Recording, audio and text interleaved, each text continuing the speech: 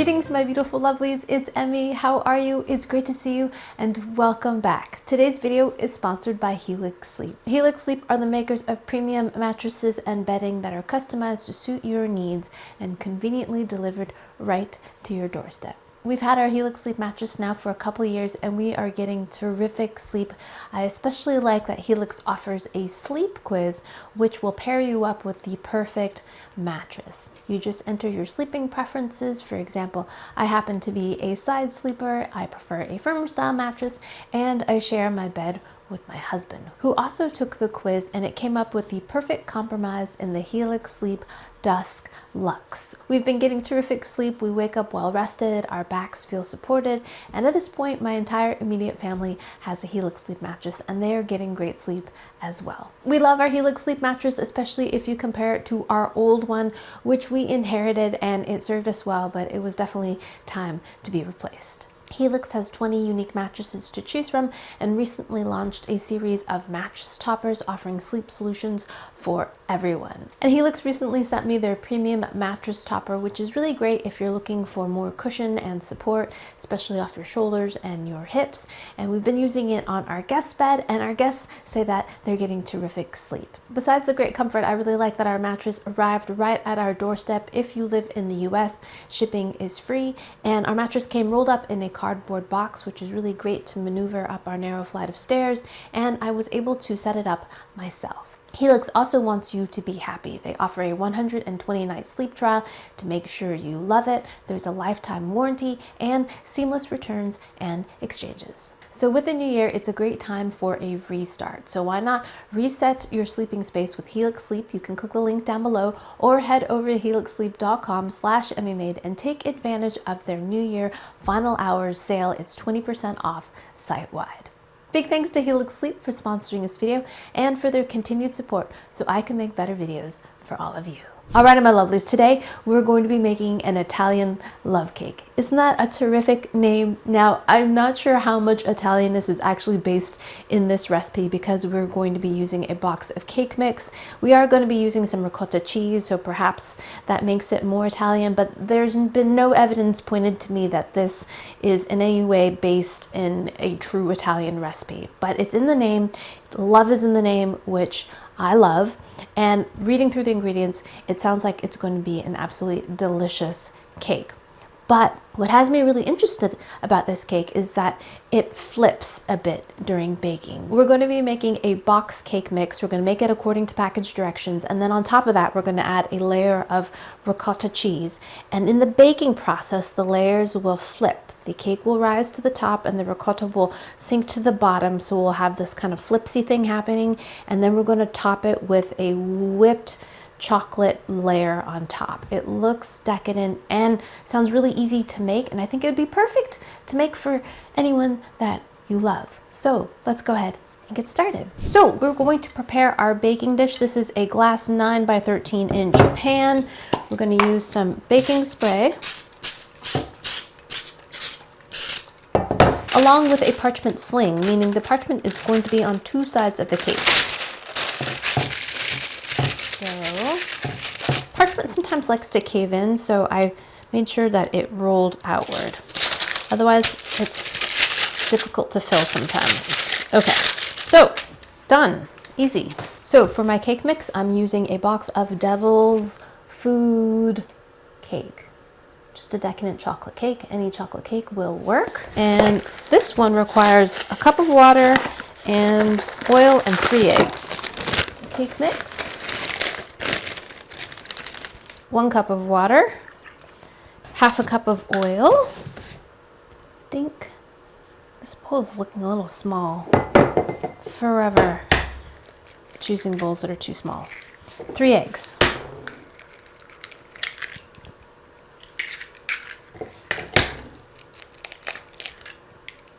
Okay, and we're going to beat this up for 2 minutes until everything is combined. It says medium speed, but this mixer, as some of you already know, is a bit much, so I'm going to do it on level 1.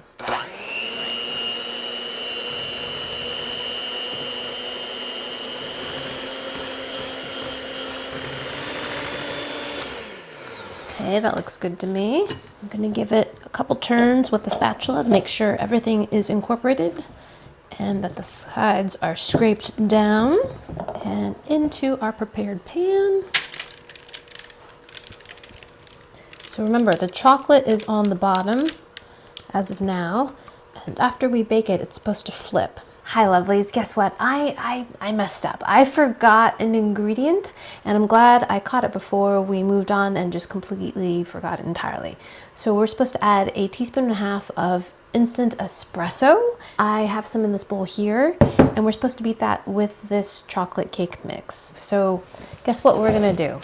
I'm gonna try this. Oh, this just kills me to do this, but this is what we're doing. Can you, this is terrible. I'm just gonna use a new piece of parchment and we'll respray everything, but it happens. It happens. Mix in the espresso powder. Redump. Here it goes, into a pan. Now we're gonna do the ricotta layer. Okay, so into the bowl of my food processor, we're going to combine. I love this food processor, by the way. I found it in the thrift store like 10, 12 years ago. Paid $8.99 for it. Champ, still going strong. Weighs a ton, love it. Okay, 1 2-pound container of ricotta cheese. Oh my gosh, did you see how that came out? And 3/4 cup of sugar, white granulated. 1/3 cup of packed light brown sugar.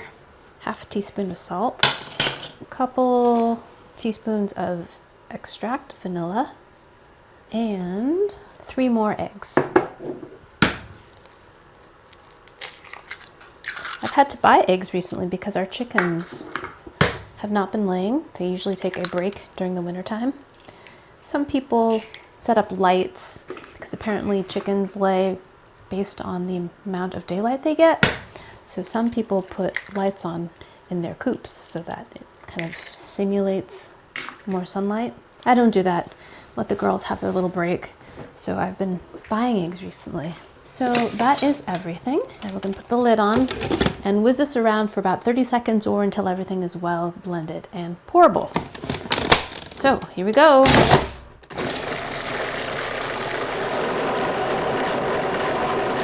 Let's just see what this tastes like. Ooh, vanilla ice cream, rich. Good. Very good. Okay, now we're going to pour this. I'm going to hold on to the blade so it doesn't fall out. And we're going to pour this right on top of our chocolate layer. And it doesn't need to be anything fancy here.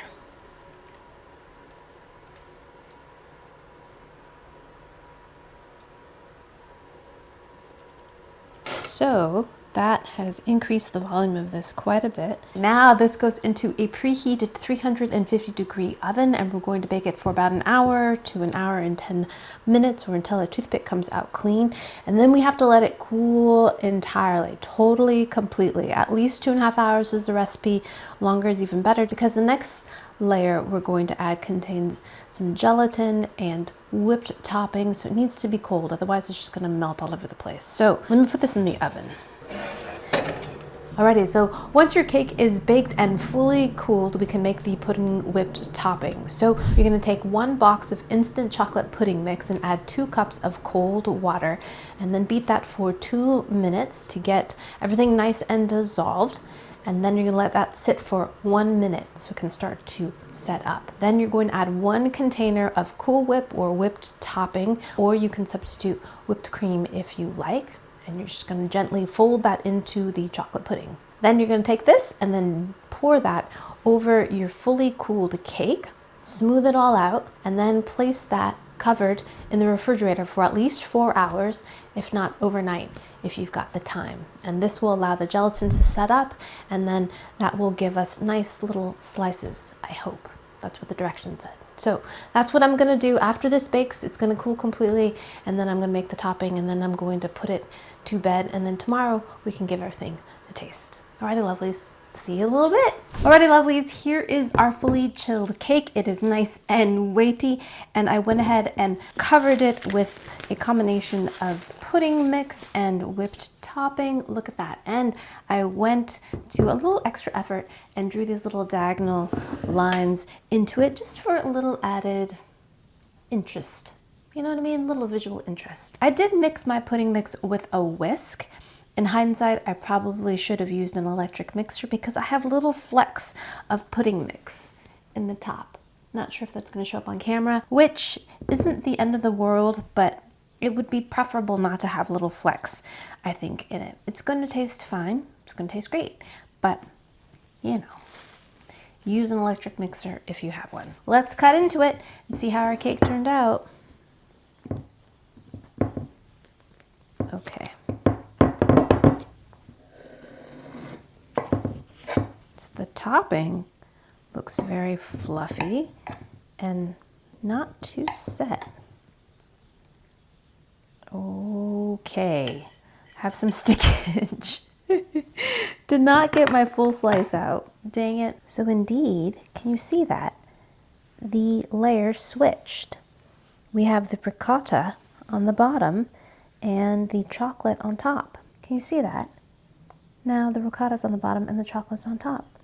So cool. And if we look at my slice, the ricotta is on the bottom, chocolate is on top, and then we've got this puddingy, fluffy stuff on top. Not a very pretty slice, but I'm sure it's going to taste great. My first taste of Italian love cake. Itadakimasu.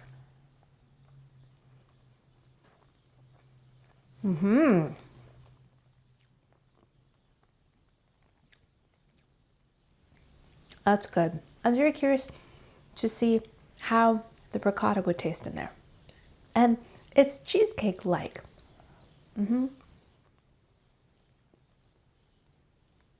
Vanilla, rich, not really cheesy. And then you've got the devil's food cake, which is chocolatey. Very moist. And it goes really nicely with the ricotta layer.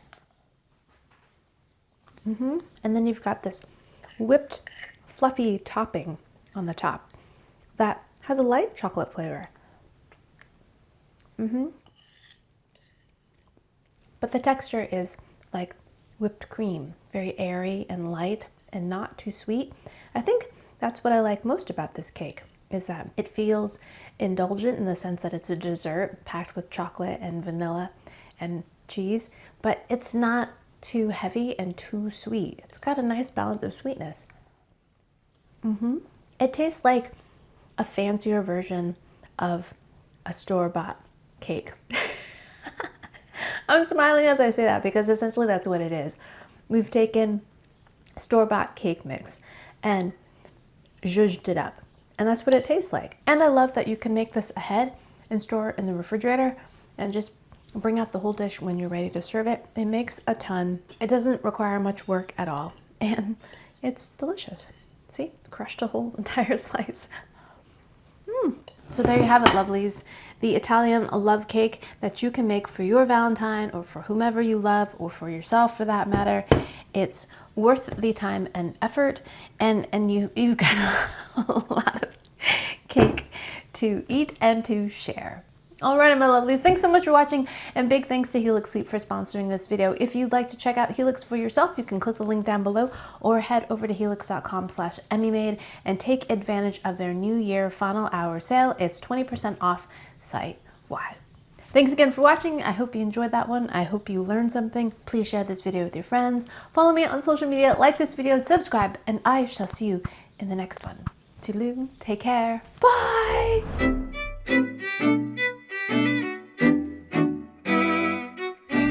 All right, lovelies, let's see if I can extricate a perfect slice so I can get a good thumbnail. Nah. All right. Now I need a cup of coffee. Oh, it didn't taste any of the espresso, by the way. It just tasted like a very chocolatey cake.